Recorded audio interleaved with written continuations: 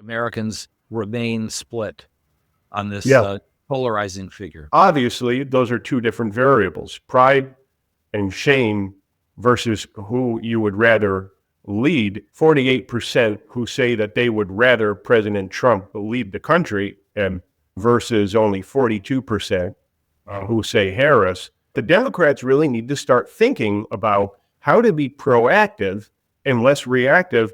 And here's the data I think that's probably going to help shed light on that.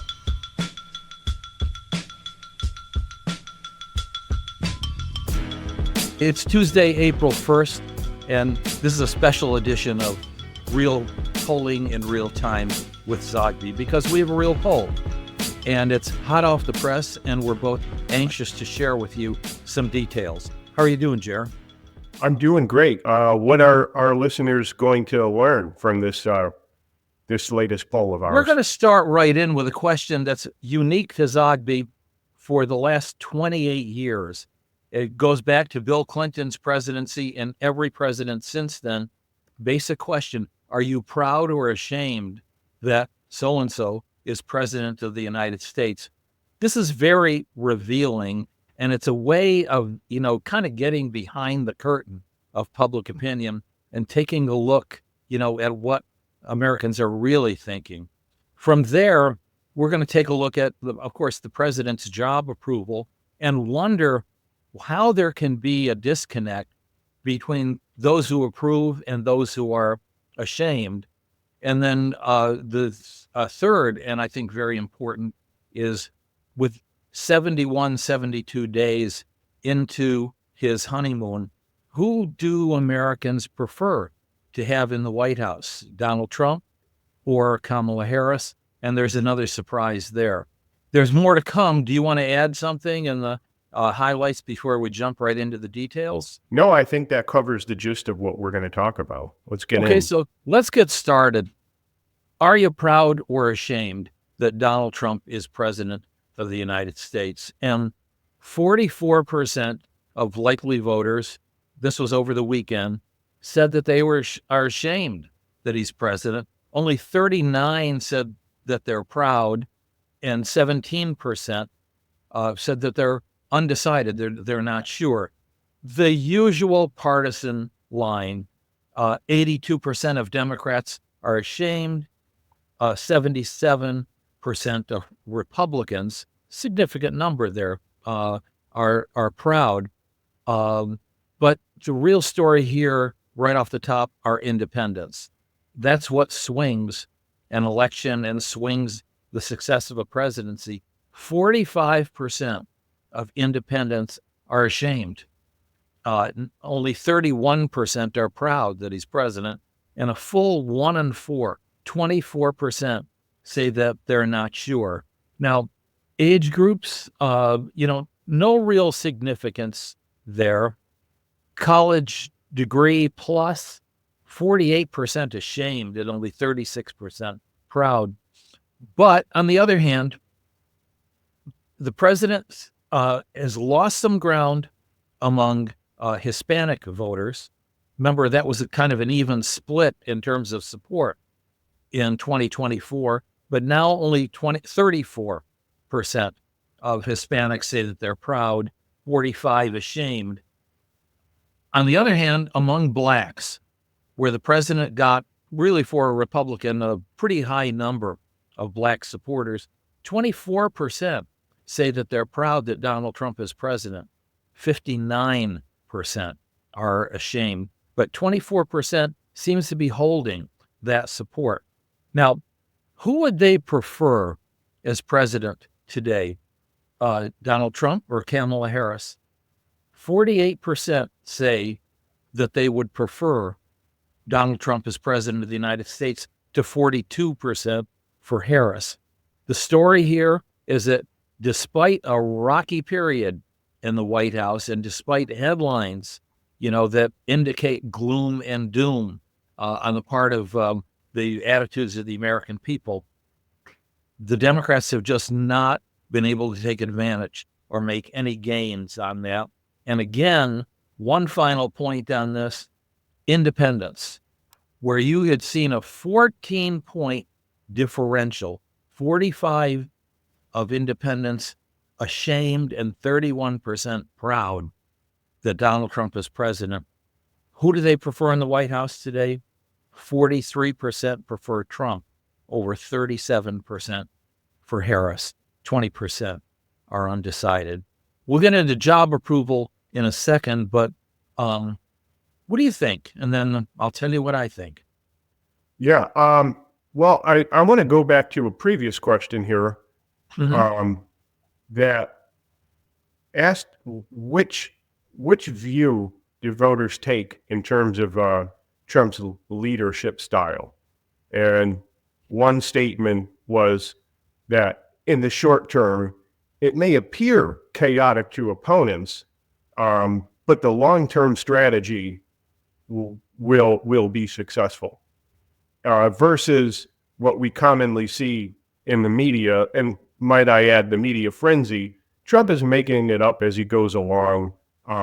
There is no strategy, and it will all fail. And what we see here is the public is divided. 45% believe the latter, that he's just making it up. 44% believe that basically trust in the method. You know, there is a method to the madness. And so we're really divided over there. But what I want to look at is a key group that you taught me to look at over the years, and we've kind of resurrected here, is the weekly Walmart shopper. Walmart is the biggest box store in the country, without a doubt. And I believe, if I'm not mistaken about the data, that it is the number one grocery store. It's the one most frequented. And so it's an important barometer to look at in terms of dicing Americans into cohorts. And so when you drill down, and I've got the crosstabs up here for viewers, you can see those who shop at Walmart weekly, 53% side with the notion that if you scan the environment, it may look chaotic, but he's positioning himself and the United States to be successful. 53% side with that notion, and only 36% of weekly Walmart shoppers think that it's all, flying by the seat of his pants. Now, we have to be clear here that you go to any Walmart in let's say a city, basically not a rural place, and you will see all walks of life. You will see all races. You will see all age groups. So I think it's pretty indicative. Now, to get back to the point or the question as to reconciling how more voters are ashamed of Trump than proud, but on the flip side, there is a notable gap. 48% who say that they would rather President Trump be lead the country and lead the country in the world today, versus only 42% who say Harris. Well, I mean, obviously, those are two different variables: pride and shame versus who you would rather lead. And it really just all goes back to the notion that the United States, nobody would disagree, is in the world, beyond the United States, the world is facing tumultuous times. This is a very, very chaotic world. A lot of analysts liken this to the time before World War II, with obviously the talk of trade wars, and there's currency wars, and there's geopolitical tensions, not in just one area, but across the globe. And so with that political reality, voters are telling us that they put aside the notion of having a president that they could be proud of, a president that they could like, and a president that could make them smile and feel good inside. Rather, they prefer somebody who could get in the room with a Vladimir Putin, with a Xi, that is the Chinese premier, and, a very, very chaotic world. They clearly prefer Trump over Harris. And so I think that's how we reconcile that. Yeah, and I think, in addition to that, which is very astute, we've always had a tendency to find those bellwether groups. And the weekly Walmart shoppers go back to early George W. Bush, um, because weekly Walmart shoppers were a way of identifying middle America, working class America. And over that quarter of a century, we have seen a significant demographic change among weekly Walmart shoppers from a more rural, more traditional, a more white, and a less college educated group of people, young people saying they wouldn't be caught dead inside a Walmart, to a much more eclectic group as Walmarts have spread into cities and into suburbs and have a much more diverse audience. Walmart shoppers told us that George W. Bush would win. Barack Obama solidly had weekly Walmart shoppers. Hillary Clinton did not have them on her side. And then they shifted to Donald Trump, although for a while they were supporting Joe Biden in the first year of his presidency. So this is a bellwether group. And that is one identifier, the numbers you just shared. And another one that you have pioneered in, that's very revealing in all of the questions that we've done, are those who are devotees of traditional mainstream media versus those who follow closely new media. And what we find is that among new media voters, it tilts very heavily towards Trump. Among traditional media voters, it tilts Democrat. But there are so many ways to slice and dice these numbers. But the upshot of this is that Americans remain split on this Yeah. polarizing figure. Yeah, and we'll move on, but I just want to go back here because we're still here on the who do you prefer to be president? And you look at race, you look at black voters, 25% prefer Trump. That was, I don't think it was that quite high in the exit polls following the election, but it was higher than what we're accustomed to. But that's pretty revealing.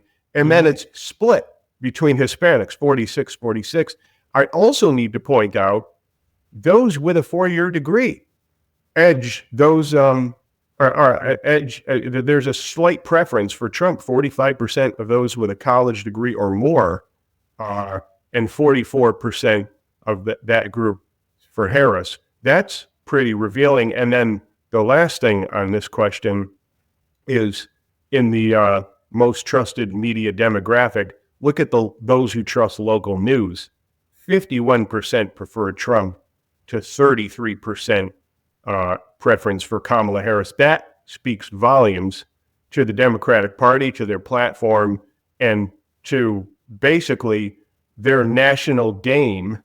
And there's something about Trump and his game that penetrates to the local level. And that's very significant. So let's move on now, and we'll just kind of blitz through this we'll start with overall approval, disapproval, and then we'll drill down to a few key Trump issues. And, maybe to save time, we won't do the demographic analysis. Maybe we just look at the overall results.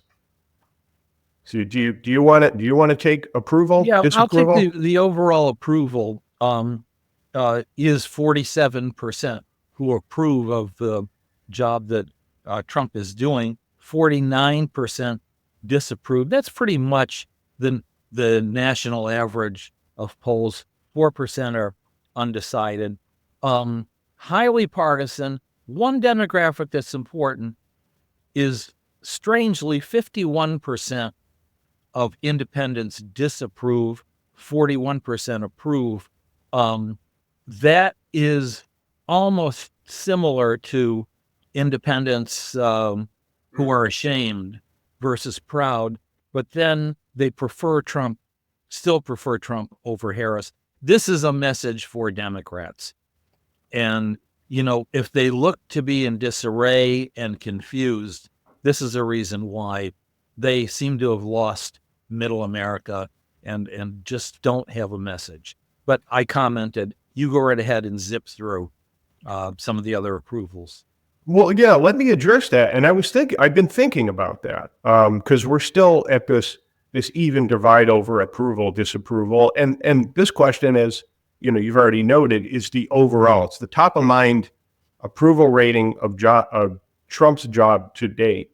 And the thing that I realized about the Democrats, and I've said this before, but I'm really understanding it more, they're too reactive.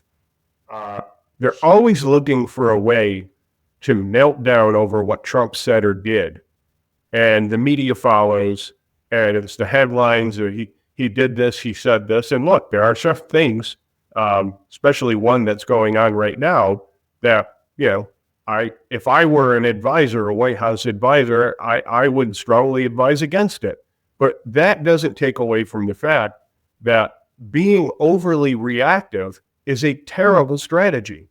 It didn't work in 2016, and it didn't work in 2024. And I liken it to the teacher who comes into the room with all of the knowledge, very worldly, and thinks that the students, especially students from tough socioeconomic backgrounds, are just going to fall in place and be wowed by the intelligence of this worldly teacher, only to find that the students don't really care. They don't relate to the teacher, and all the teacher can do is just get angry and start yelling and try to kick people out of the class. They're not maintaining order. In order to do it in that situation, you have to be proactive. And, I could spend a whole podcast on what that means, but the Democrats really need to start thinking about how to be proactive and less reactive. And here's the data, I think, that's probably going to help shed light on that. So we see the overall disapproval and approval rating is split, but here's where we really get an understanding of why Trump is more preferred despite all of what is going on in terms of the media frenzy, and he said this and he did that. When we look at his immigration policy and securing the border, you have 58% of voters who approve versus only 38% who disapprove. When you drill down to fighting inflation, and again, this is perception, okay? Fighting inflation and the cost of living, you've got 49% versus 45%. 49% approve, 45% disapprove. Not setting the world on fire, but an edge. But let's go to positioning to strengthen America's standing in the world. 53% approve, only 40% disapprove. I'll do one or two more here. This is a big one. Cutting waste and corruption. 57% approve, 36% disapprove. I'll stop there. Let that sink in. I think this really helps us understand all of what we've been talking about, that Trump is he's polarizing. People don't like him, but voters by and large still prefer him to be in office over the alternative. Amen. I can't say anything different. And so for everybody's information, the poll was taken this past Saturday and Sunday. So it's really hot off the press, the 30th and 31st. It is among 1,000 likely voters nationwide.